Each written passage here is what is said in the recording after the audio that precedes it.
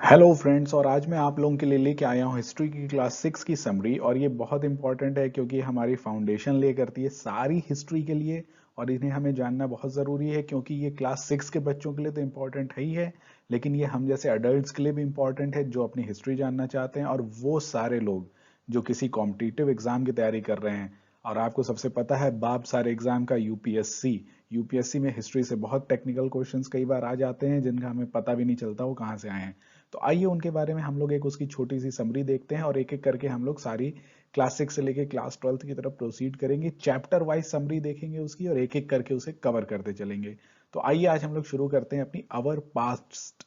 अब देखिए इसमें जो पास्ट है ना ये प्लूरल में लिखा है। पास्ट मतलब कई सारे इतिहास हैं कि एक ही है, क्या है, उन सब के जवाब हम लोग अभी देखते हैं। आइए अब देखिए पहला लेसन जो हम लोग शुरू करेंगे, वो पहला जो चैप्टर है उसमें हम लोग ये चार बातों के सवाल के जवाब ढूंढेंगे। What, where, how, when. मतलब क्या, कैसे, कहाँ, कब। जाने कैसे, कब और कहाँ। कैसे हम लोग का पास्ट बना, क्या हुआ, कैसे वो बना, किस तरीके से चीजें बनती गई, चलती गई, और किस तरीके से आज की डेट में हम लोग यहाँ आ गए जहां मैं वीडियो बना रहा हूँ और आप देख रहे हैं। तो ये मैंने एक रैंडम सी इमेज ली हुई है, इसमें आप देख सकते हैं कि कुछ पास्ट की चीजें। ये इमेज मैंने क्यों ली मुझे भी नहीं पता। अब देखिए अगली बात ये है कि हम लोग पास्ट के बारे में क्या क्या जान सकते हैं। तो सबसे पहले कुछ सवाल हमारे दिमाग में आने चाहिए जिनके हम लोग आंसर ढूंढेंगे। तो कोई भी टॉपिक को पढ़ते हैं तो उनके लिए क्वेश्चन बनना चाहिए कि भाई क्या चीज़ है, क्या जानना चाह रहे हैं। तो सबसे पहले हम लोग ये ढूंढेंगे कि आखिर हम लोग खाते क्या थे, क्योंकि हम लोग कहते हैं ना पहले पेट पूजा फिर काम दूजा। तो इसीलिए सबसे पहले हम लोग इसका जवाब ढूंढेंगे कि हम लोग खाते क्या थे, यानी एग्रीकल्चर की शुरुआत कैसे हुई, क्या हुआ। फिर उसके बाद हम लोग ये चेक करेंगे कि भाई आखिर हम लोग कपड़े पहनते थे भी कि नहीं पहनते थे, कि सब बालों से ही कवर रहते थे। क्या पहनते थे, किस तरीके से उसको बुनते थे, क्या करते थे, उसके जवाब ढूंढेंगे। अब भाई कपड़ा हो गया, खाना हो गया, अब क्या हम लोग, हमारे पास घर जैसी कोई चीज होती थी? मतलब आज के घर तो बड़े फैंसी, बड़े अच्छे से हैं। अंबानी का अंटीला है, हमारा छोटा सा है। तो ये जो भी घर होते हैं ये किस तरीके के होते हैं, कैसे बनते थे वो? क्या वो सिर्फ शेर की तरह गुफाओं में ही रहते थे? तो शेर कहाँ रहते थे? मतलब कहाँ रहते थे, पहाड़ के नीचे, नदी के किनारे, मैदान में, किस जगह, कैसे रहते थे? और वो घर टाइप की जो चीज होती थी, एग्जैक्टली आज के घर से उसे मत सोचिएगा। मिट्टी के क्या होते थे, किस तरीके से बनते थे, वो उनका स्ट्रक्चर क्या होता था, उसके बारे में भी हम लोग देखेंगे। अब ये तो सारी चीजें हो गई कि भाई, लेकिन इन सबके लिए चाहिए होता है पैसा आज के समय में। तो उस समय लोगों का किस तरीके से लाइवलीहुड चलता था, क्या होता था? क्या कोई एग्रीकल्चरल एक्टिविटी होती थी, क्या कोई इकोनॉमिक एक्टिविटी भी होती थी? और अगर होती थी तो ये लाइवलीहुड का कॉन्सेप्ट, ये पैसे का कॉन्सेप्ट या एक्सचेंज ऑफ गुड का कॉन्सेप्ट ये आया कैसे? तो इसको एक एक करके देखेंगे। अब दूसरी बात कि भाई क्या सोशल ग्रुपिंग होती थी हम लोगों की? तो आज के समय में फेसबुक पे एक कम्युनिटी बना ली, आपस में बात किए पड़े हैं। उस समय लोग किस तरीके से इंटरेक्ट करते थे, क्या करते थे? क्या कोई सोशल कॉन्सेप्ट था? क्या कोई सरकारें भी चुनी जाती थी? क्या कोई ऐसी चीजें भी होती थी कि जहां हम लोग एक दूसरे की बातों को पसंद नापसंद कर सकें? इसका भी जवाब हम लोग ढूंढेंगे। इसके बाद अगला सवाल आता है कि क्या उस समय कोई स्पोर्ट्स या गेम्स या कोई ऐसी एक्टिविटीज भी होती थी? आखिर मौज मस्ती के लिए, फन के लिए क्या करते थे? क्या पेंट करते थे या ड्रॉ करते थे? लिख भी पाते थे कि नहीं? अगर लिख भी नहीं पाएंगे तो कैसे काम चलेगा? तो पेंटिंग, ड्राइंग, राइटिंग या स्पोर्ट्स या गेम की किस तरीके से डेवलप हुए? बच्चे क्या करते थे? पेरेंट्स के साथ रहते थे कि वो अपने आप ही निकल जाते थे? तो इनके जवाब हम लोग ढूंढेंगे अभी। अब देखिए आपको कई बार हिस्ट्री का नाम सुन के लगता होगा कि कोई ऐसी पुरानी सी किताब है जिसपे कोई बूढ़ा सा आदमी चश्मे लगा के बैठा है ऐसे और बैठ के उस पर बातें कर रहा है। लेकिन हिस्ट्री ऐसी बिल्कुल भी नहीं है। हिस्ट्री बहुत ही इंटरेस्टिंग है। और हिस्ट्री जैसे जैसे आपकी इमेजिनेशन को ओपन कर देती है, तो इसीलिए हिस्ट्री को हम लोग इस इमेज की तरह नहीं देखेंगे। हिस्ट्री को हम लोग देखेंगे इस तरीके से, है ना। वो आजकल वो चलता रहता है ना कि कीप काम वाला, तो ये कीप काम वाला मुझे एक गूगल पे ये मिला था तो मैंने यहाँ इंक्लूड कर दिया। तो keep calm and love history. और आइए हम लोग अब देखते हैं कि एक एक करके इन क्वेश्चंस के आंसर ढूंढना शुरू करते हैं। अब दोस्तों आइए हम लोग ये भी देख लेते हैं एक बार कि ये जो सवाल जो हम लोग एक दूसरे से पूछ रहे हैं कि कब, कैसे, क्या, कैसे चीजें मिलती हैं, इनके बारे में हमें आंसर्स कैसे मिलते हैं, इन क्वेश्चंस के आंसर हम लोग ढूंढेंगे किस तरीके से। तो देखिए इसके तीन प्राइम हमारे जो सोर्सेज हैं जिनको हम लोग कैटेगराइज कर सकते हैं। पहला है मैन्यूस्क्रिप्ट, दूसरा है लिटरेरी वर्क, जो लोगों ने लिखा होगा पहले के समय में, कहानियां लिखी होंगी, पोएट्री लिखी होंगी, एपिक्स लिखी होंगी। उसके बाद इंस्क्रिप्शन, मतलब पत्थरों पे या जो पिलर्स के ऊपर जो उन्होंने कार्विंग्स की होंगी, उससे हम लोग पढ़ के उन सिंबल से कुछ मीनिंग डिड्यूस कर सकते हैं। तो देखिए आखिर ये मैन्यूस्क्रिप्ट होती क्या है। लेफ्ट साइड आप देख सकते हैं कि एक मैन्यूस्क्रिप्ट की फोटो लगी हुई है। तो ये पहले जैसे पाम लीफ होती थी या बर्च ट्री की जो बार्क होती थी उसको लेके यूज किया जाता था और उस पे ये लोग लिखते थे, क्योंकि याद करिए पेपर तब तक इन्वेंट नहीं हुआ था, तो इसलिए मैन्यूस्क्रिप्ट इस तरीके से यूज की जाती थी। उसके अलावा इंस्क्रिप्शन, इंस्क्रिप्शन जैसे कि कोई भी आपका पत्थर हो गया या फिर पिलर हो गए, मतलब स्टोनी सरफेस, हार्ड सरफेस जो होती थी, मेटल भी हो सकता है, वो स्टोन भी हो सकता है। तो इस पे जैसे कई बार राजाओं के जो ऑर्डर्स होते थे वो इस पे इंस्क्राइब किए जाते थे। अब आप सोच सकते हैं कि मतलब इस तरीके के छोटे सिंबल्स उन पे कार्व कर पाना मतलब कितना स्किल चाहिए होती होंगी, क्योंकि आप जैसे राइट साइड में जो है ये एक इंस्क्रिप्शन है, तो आप देख के समझ सकते हैं कि इतने छोटे फाइन सिंबल्स को उन पे कार्व आउट करना मतलब ये अपने आप में कितना स्किलफुल रहा होगा।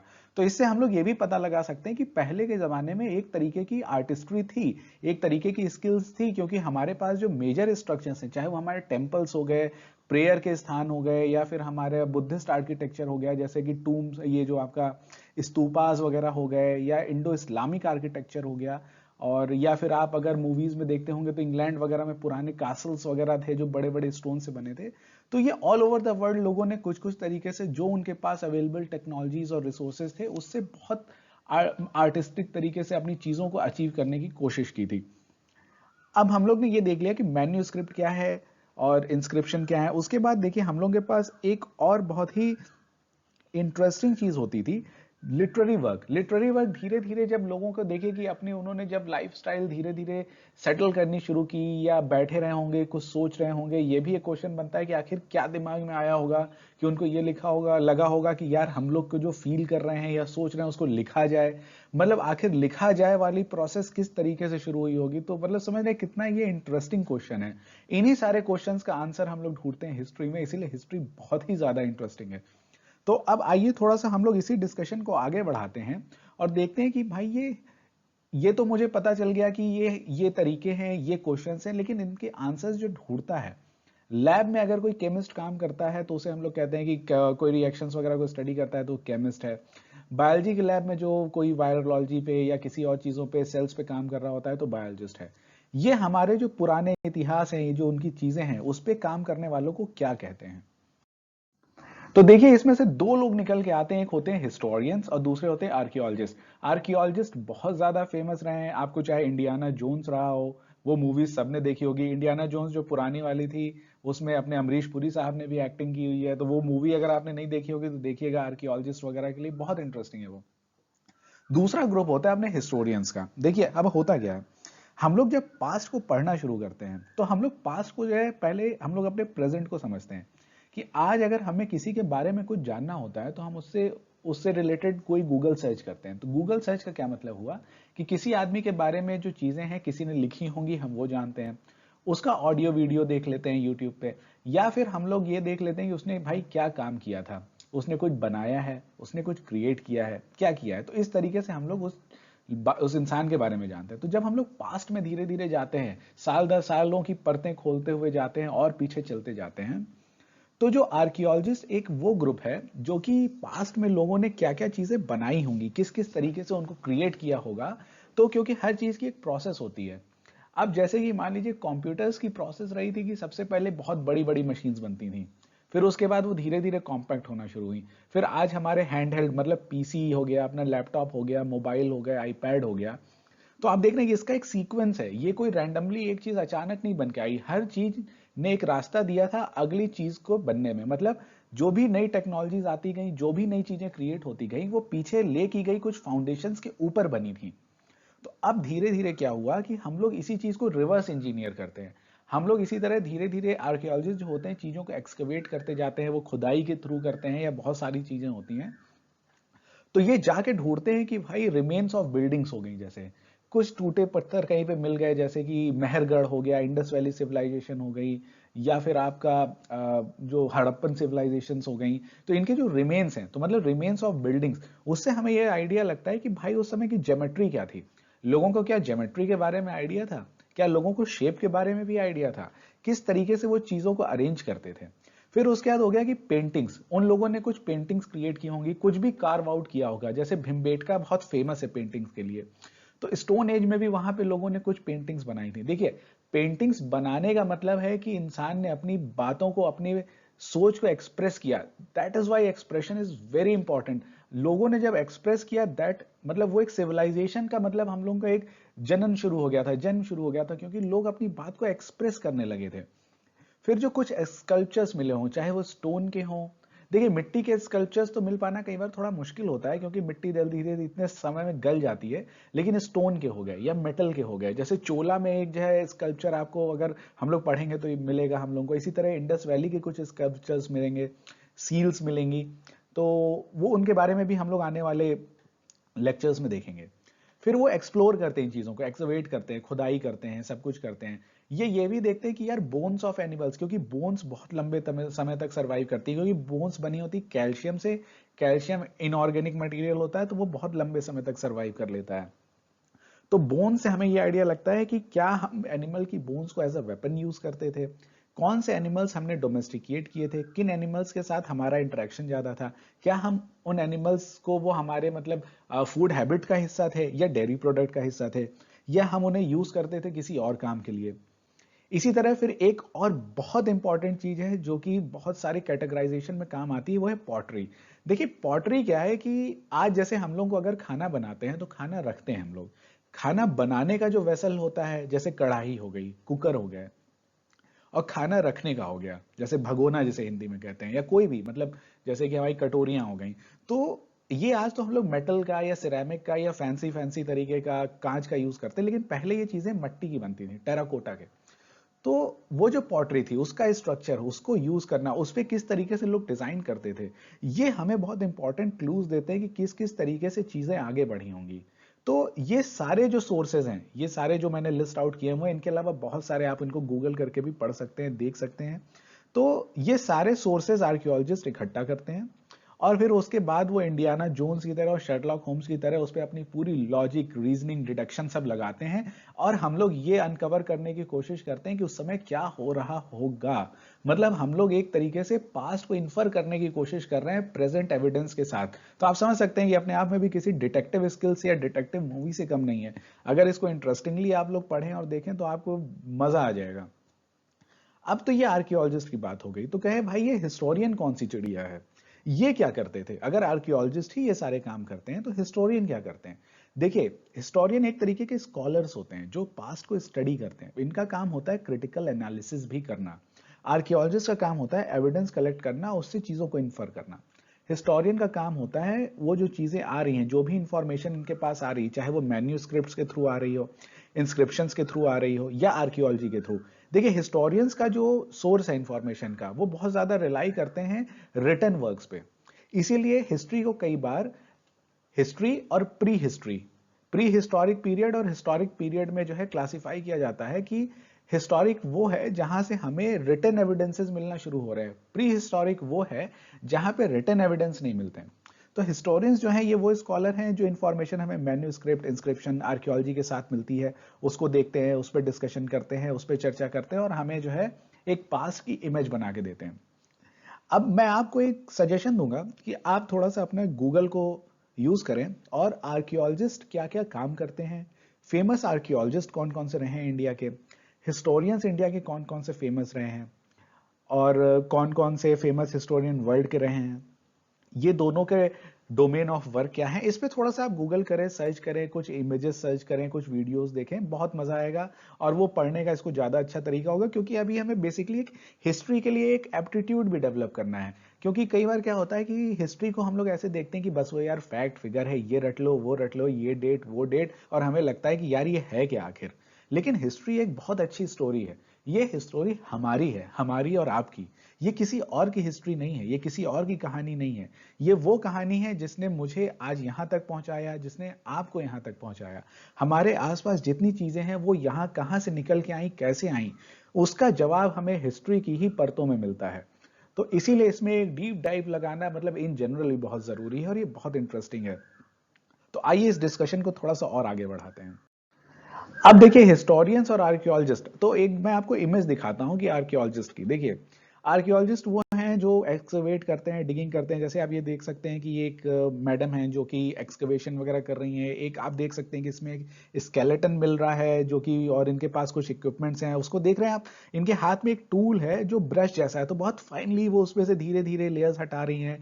फिर दुनिया भर की टेक्निक है, जैसे कार्बन डेटिंग है और बहुत सारी, तो उससे वो उसकी एज इन्फर कर सकती हैं। तो इस तरीके से ये सारी चीजें चल रही हैं।